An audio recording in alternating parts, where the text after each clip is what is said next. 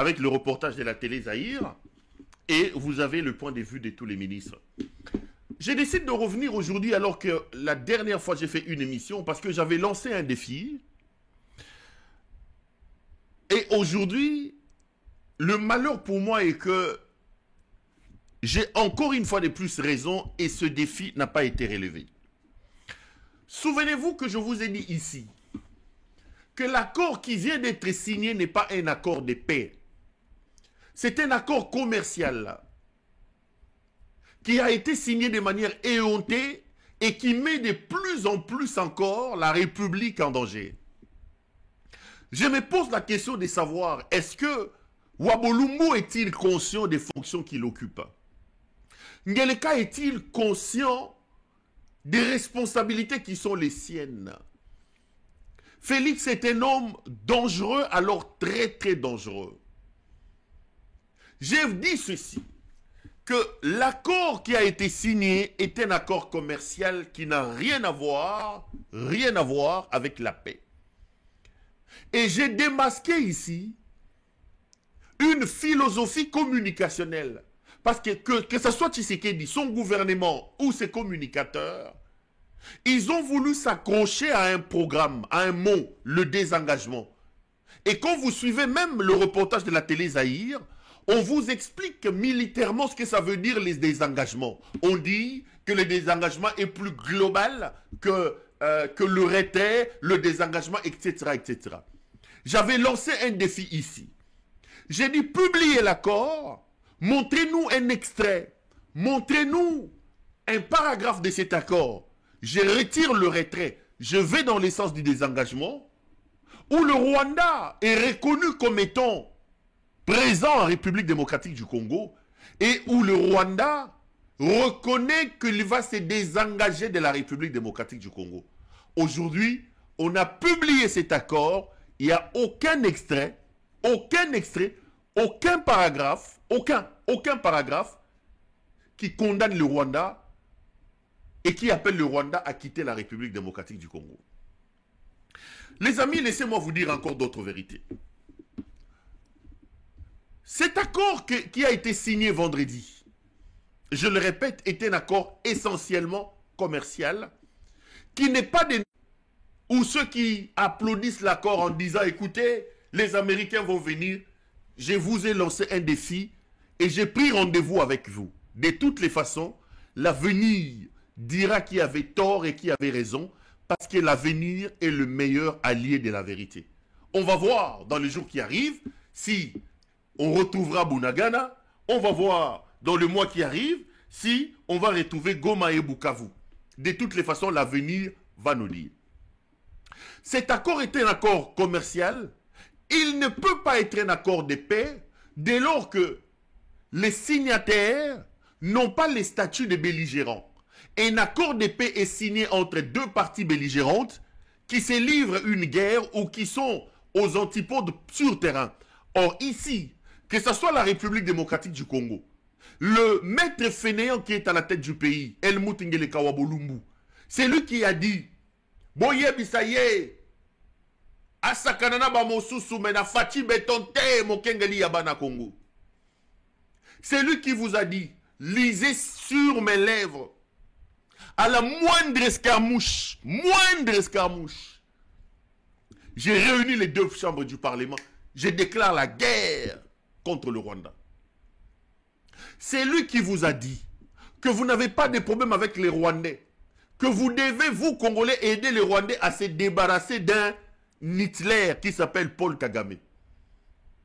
C'est lui qui vous a dit qu'à partir de Goma, Tokoki ko touche Kigali wana. Tokoki ko beta Kigali wana partir à Goma.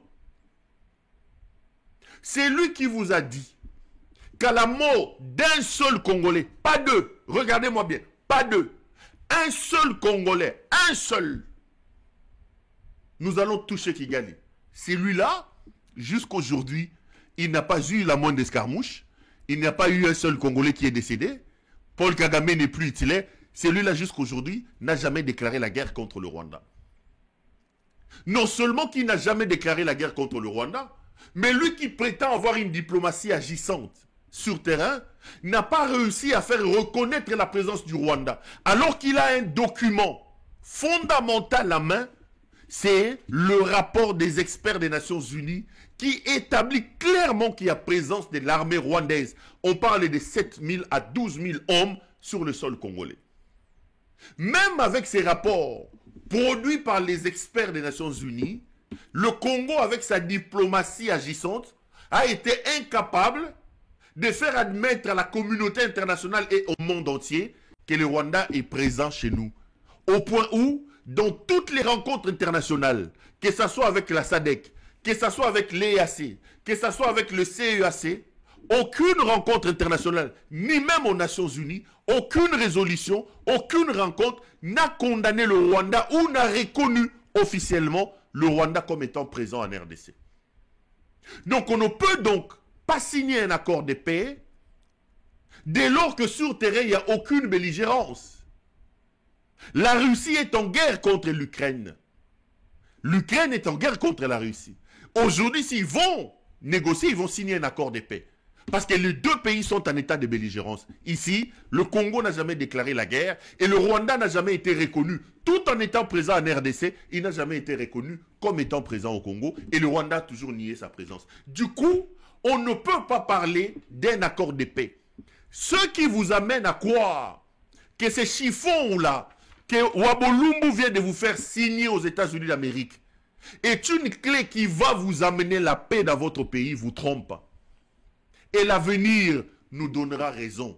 Nous sommes ici. Les images et les sons ne s'effacent plus. Je vous avais dit, coupez ces extraits, on se reverra.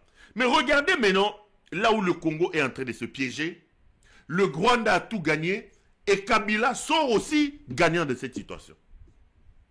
Les amis, l'accord signé aux États-Unis d'Amérique donne tout au Rwanda. De un, quand vous lisez cet accord, je reviens sur cet accord parce qu'aujourd'hui on l'a publié. L'accord sépare le Rwanda du M23. Parce que l'accord dit ceci, le Rwanda signe avec le Congo, mais le M23 est une affaire congolo-congolaise et l'accord renvoie le M23 à des négociations directes avec la République démocratique du Congo à Doha. Or, la force du Congo, la force de la communication congolaise, de la ligne diplomatique de la RDC, était d'inculper les Rwandais et de dire, de démontrer à la face de l'humanité que le M23 en réalité est un supplétif du Rwanda. C'est ce que nous avons toujours dit. Nous disons que le M23, c'est des terroristes. Le M23 ne sont rien. Le M23, c'est le supplétif du Rwanda. J'ai même entendu certaines personnes se réjouir de cet accord, notamment les talibans. Ils reviennent sur le discours de Tshisekedi qui disait « Je